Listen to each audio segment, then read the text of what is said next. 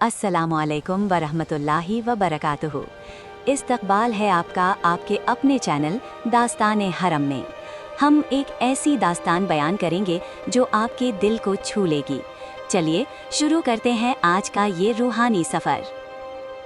अल्लाह ने फरिश्तों को हुक्म दिया कि ज़मीन पर एक ऐसा घर बनाएं जो 7वें आसमान में मौजूद बैतुल मामूर के बिल्कुल नीचे हो। फरिश्तों ने इसकी बुनियाद रखी और सबसे पहले तवाफ़ किया ताकि ज़मीन पर अल्लाह की इबादत का मरकज़ कायम हो सके। जब हज़रत आदम ज़मीन पर तशरीफ़ लाए तो उन्होंने अल्लाह से इबादत के लिए घर की दरख्वास्त की। फरिश्तों ने उन्हें उस जगह की निशानदेही की जहां उन्होंने बुनियाद रखी थी। हज़रत आदम ने उस पर इमारत तामीर की और तवाफ़ो सजदा की सुन्नत को ज़िंदा किया। हज़रत नूह के ज़माने में जब अजीम तूफ़ान आया और पूरी दुनिया पानी में डूब गई तो अल्लाह ने इस मुक़द्दस घर की हुर्मत और हिफाजत के लिए इसे आसमान पर उठा लिया। रिवायतों में आता है कि उसे चौथी या 7वें आसमान पर बैतुल मामूर के पास महफूज कर दिया गया था। ज़मीन पर इमारत का ज़ाहिरी निशान ख़त्म हो गया, लेकिन इसकी असली बुनियादें मिट्टी के नीचे महफूज रहीं। वो जगह एक सुर्ख टीले की तरह थी जहाँ से तूफ़ान का पानी टकराकर गुजर जाता था, मगर उसे डुबा नहीं सका। कुरान करीम की सूरा अल बकरा आयत 127 में अल्लाह फरमाता है कि हज़रत इब्राहीम और इस्माइल अलैहिस्सलाम ने उसी घर की बुनियादों को दोबारा बुलंद किया जो पहले से मौजूद थीं। तफसीर तबरी और इब्न कथीर में हज़रत इब्न अब्बास और हज़रत अली अलैहिस्सलाम के अक़वाल मिलते हैं कि तूफ़ान नूह के वक्त काबा को आसमान पर उठा लिया गया था। हज़रत इब्राहीम उस वक्त पैलेस्तीन में थे। अल्लाह ने उन्हें हुक्म दिया कि वो मक्का जाएं और खाना काबा को दोबारा ऊंचा करें। हज़रत इब्राहीम अलैहिस्सलाम ने पूछा कि आए अल्लाह, मैं उस घर को कहाँ तलाश करूं? तब अल्लाह ने एक बादल या हवा भेजी जिसने काबा की पुरानी जगह यानी फाउंडेशन पर साया किया और निशान बताया कि इस पुरानी बुनियाद पर तामीर शुरू करें। हज़रत इब्राहीम और हज़रत इस्माइल अलैहिस्सलाम ने जब उस जगह की मिट्टी हटाई तो उन्हें हज़रत आदम अलैहिस्सलाम के ज़माने की असली बुनियादें मिल गईं जो सब्ज़ रंग के बड़े पत्थरों की शक्ल में थीं। उन्होंने उन्हीं असली बुनियादों पर दीवारें उठाना शुरू किया। हज़रत इस्माइल बचपन से ही अपने वालिद का हाथ बताने लगे। उनका काम दूर दूर के पहाड़ों से बड़े बड़े पत्थर चुन कर लाना था और हज़रत इब्राहीम मिस्त्री का काम करते थे और उन पत्थरों को तराश कर एक दूसरे पर रखते थे। जब दीवारें उनकी कद से ऊंची हो गई और हाथ ऊपर नहीं पहुंच रहा था तो हज़रत इस्माइल अलैहिस्सलाम एक बड़ा पत्थर लाए। हज़रत इब्राहीम उस पत्थर पर खड़े हो गए। ये अल्लाह का मौजज़ा था कि वो पत्थर लिफ्ट की तरह उनकी ज़रूरत के मुताबिक ऊपर और नीचे होता था। इस पत्थर पर हज़रत इब्राहीम अलैहिस्सलाम के पैरों के निशान पड़ गए जो आज भी मकाम इब्राहीम के नाम से काबा के पास शीशे के फ्रेम में महफूज है।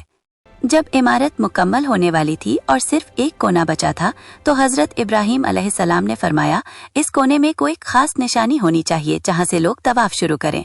उसी वक्त हज़रत जिब्राईल अलैहिस्सलाम ने जबल अबू कुबैस से वो जन्नती पत्थर यानी हजरे अस्वद ला कर दिया जो हज़रत आदम अलैहिस्सलाम के साथ आया था। हज़रत इब्राहीम अलैहिस्सलाम ने अपने हाथों से इसे काबा के मशरिकी कोने में सेट किया।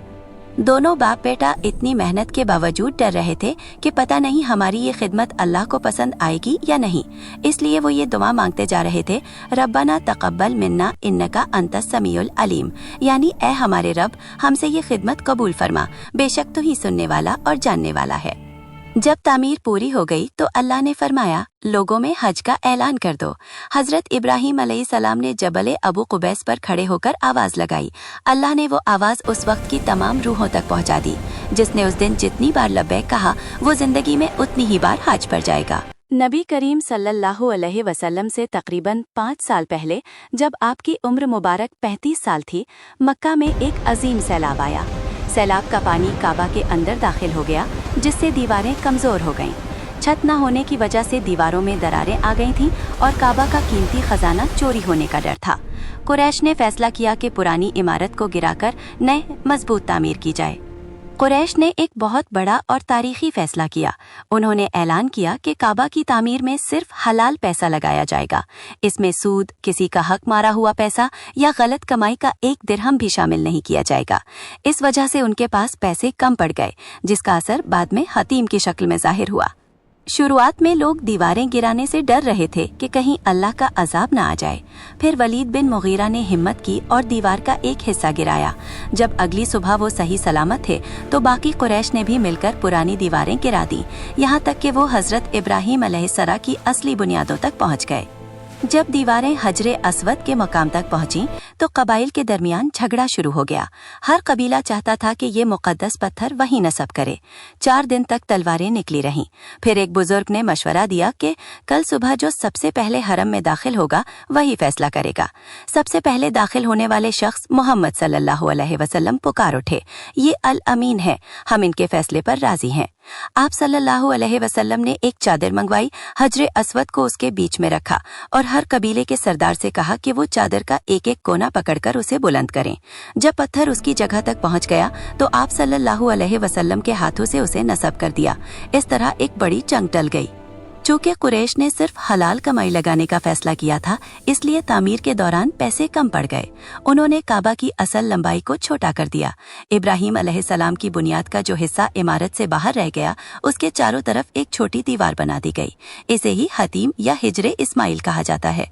नोट: हतीम के अंदर नमाज पढ़ना काबा के अंदर नमाज पढ़ने के बराबर है। कुरैश ने तामीर में 3 बड़े बदलाव किए कि इब्राहीम अलैहिस्सलाम की तामीर से अलग थे।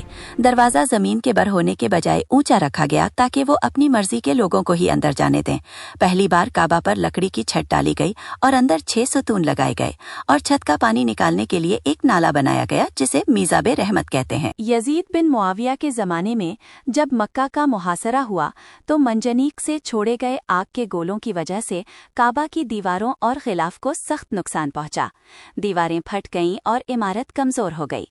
हजरत अब्दुल्ला बिन जुबैर रदियल्लाहु ने, जो उस वक्त मक्का के अमीर थे, फैसला किया कि इमारत की सिर्फ मुरम्मत नहीं बल्कि नए सिरे से तामीर की जाए। हजरत अब्दुल्ला बिन जुबैर ने अपनी खाला उम्मुल मोमिनीन हजरत आयशा रदियल्लाहु से हदीस सुन रखी थी।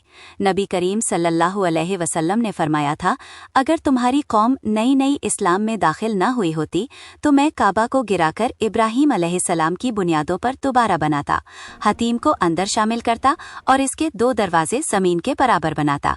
चूँकि अब इस्लाम मजबूत हो चुका था, इसलिए इब्ने जुबैर ने इसी नबवी ख्वाहिश को पूरा करने का फैसला किया। 64 हिजरी में हजरत अब्दुल्ला बिन जुबैर रदियल्लाहु ने कुरैश की पुरानी इमारत को मुकम्मल गिरा दिया और नीचे हजरत इब्राहीम अलैहिस्सलाम की असली सब्ज बुनियादों तक पहुंच गए। उन्होंने इस तामीर में 4 बड़े बदलाव किए। हतीम को पूरे हिस्से को काबा के अंदर शामिल किया, 2 दरवाजे बनाए जो जमीन के बराबर थे और काबा की ऊंचाई बढ़ाई। तामीर के दौरान उन्होंने हजरे अस्वद को एक रेशमी कपड़े में लपेट कर महफूज रखा और बाद में उसे दोबारा नस्ब किया। लेकिन बदकिस्मती से चंद साल बाद हज्जाज बिन यूसुफ ने मक्का पर हमला किया और हजरत अब्दुल्ला बिन जुबैर शहीद हो गए। हज्जाज के कहने पर अब्दुल मालिक बिन मरवान ने काबा को दोबारा वैसा ही करने का हुक्म दिया जैसा कि कुरैश के जमाने में था।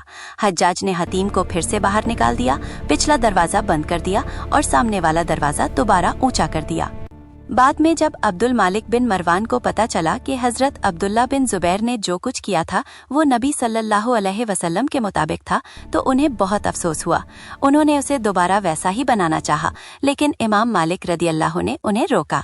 अल्लाह के घर को बादशाहों का खिलौना ना बनाओ कि जो आए वो अपनी मर्जी से उसे गिराए और बनाए, इसे इसी हाल पर रहने दो। तब से लेकर आज तक काबा उसी शक्ल में है जो हज्जाज ने बनाई थी। वीडियो को लाइक करें और ऐसी मज़ीद जानकारी के लिए सब्सक्राइब करना ना भूलें।